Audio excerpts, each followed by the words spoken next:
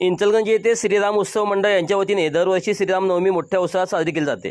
श्रीराम नवमी निमित्त आवाडे इंचलगंज जनता सह बँकेचे चेअरमन स्वप्नील आवाडे यांनी श्रीराम मंदिर येथे उपस्थित राहून प्रभू श्रीरामाचे मनोभावे दर्शन घेतले।